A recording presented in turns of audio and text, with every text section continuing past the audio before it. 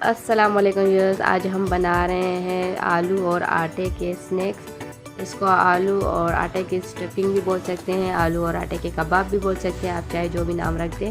اس کے لیے میں نے لیے چاٹ مسالہ، سرخ مرچ، کالی مرچ، نمک، سارے آدھے آدھے چائے کے چمچ، جتنے آپ حسب ذائقہ اپنے حساب سے لیے اس نے حساب سے ڈال دیں۔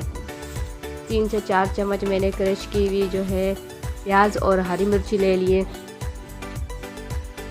ان کو موٹا موٹا چوپ کیا، بہت باریک نہیں۔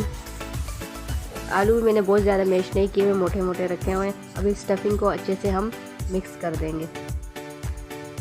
یہ دیکھیں، یہ اچھے سے مکس ہو گئے۔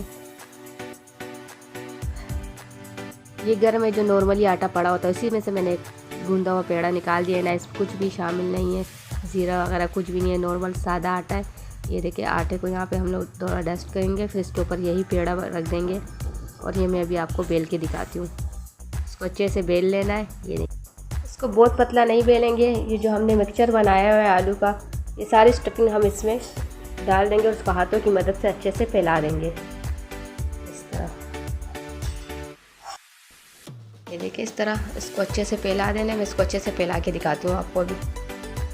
یہ دیکھیں، اس کو میں نے اچھے سے پھیلا دیا۔ اب اس کو موٹا موٹا ہاتھوں کی مدد سے ہلکا ہلکا پریس کر کے لپیٹنا ہے، فولڈ کرتے جائے، موٹا موٹا فولڈ کرنا ہے، زیادہ پتلا نہیں۔ یہ دیکھیں، اس طرح اس کو فولڈ کرتے جائیں۔ جب یہ سارا فولڈ ہو جائے تو اینڈ میں جو تھوڑا سا جو اس کا کنارہ ہے، اس کو پانی کی لئی لگا دے تھوڑا سا، اس طرح، اور اس کو پریس کر لیں تاکہ یہ پھولے نہیں۔ اب اس کو ہاتھوں کی مدد سے یوں پریس کریں، تھوڑا خشک اور لگا کے، اس طرح اس کو تھوڑا بڑا کر دیں۔ یہ دیکھیں، اس طرح اس کے جو شروع کے جو سائڈ کے کنارے ہیں یہ الگ کر دیں۔ اب اتنے سائز کے جو کباب بولے، ٹکی بولے، جو بھی آپ کا دل کرے بولیں، یہ اتنے سائز کے پورے۔ یہ دیکھیں، اس طرح اس کی اسٹفنگ باہر نہیں ہے، اس کو ہاتھوں سے ہلکا ہلکا پریس کر لینا ہے، اس طرح۔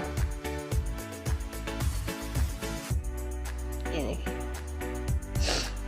جو باقی کے ہیں وہ بھی ہم اسی طرح کٹ کر کے اسی پلیٹ میں رکھ دیں گے۔ میں آپ کو بتاتی ہوں۔ یہ دیکھیں، یہ سارے میں نے کٹ کر کے الگ کر دیے۔ اب اس کے لیے چاہیے ہمیں ایک بول میں تھوڑا سا میں نے گندم کا آٹا لیا، اس میں نمک ہے، وہی مکسچر مسالہ ہے جو میں نے ابھی آلو میں یوز کیا، چاٹ مسالہ، کالی مرچ وغیرہ، یہ سب اس کے اندر شامل کر کے تھوڑا سا پانی، آدھا کپ پانی کے قریب اس کی لئی بنانی، آدھا کپ پانی اس میں شامل کرنا ہے۔ اب اس کو اچھے سے پینٹ لینا ہے چمچ کی مدد سے۔ مجھے اس میں پانی تھوڑا کم لگ رہا ہے، آدھا کپ ہم اس میں اور شامل کریں گے۔ اب اس کو اچھے سے پینٹ لینا ہے، اتنا کہ اس میں گٹلی نہیں رہے، بالکل گٹلی کے بغیر۔ یہ دیکھیں، اس طرح۔ اور اب اس کو ہم اسی ایک ٹکی کو ہم اس میں ڈپ کریں گے اچھے سے، اور کڑھائی میں نے تیل اچھے سے گرم کیا ہوا ہے، اس میں اس کو فرائی کرنے کے لیے ڈال دیں گے۔ ایک ایک کر کے میں نے سارے اس میں شامل کر دیے۔ اب اس کو دوسری سائڈ پہ پلٹ دیں گے۔ یہ دیکھیں، پیارے سے براؤن ہو گئے۔ اب ہماری ریسیپی ڈن ہے بالکل۔ میں اس کو ڈش آؤٹ کر کے دکھاتی ہوں۔ اگر آپ کو میری یہ ریسیپی اچھی لگی تو اسے لائک اور شیئر ضرور کرنا۔ پھر ملیں گے ایک نئی ریسیپی کے ساتھ، تب تک کے لیے اجازت دیجیے۔ اللہ حافظ۔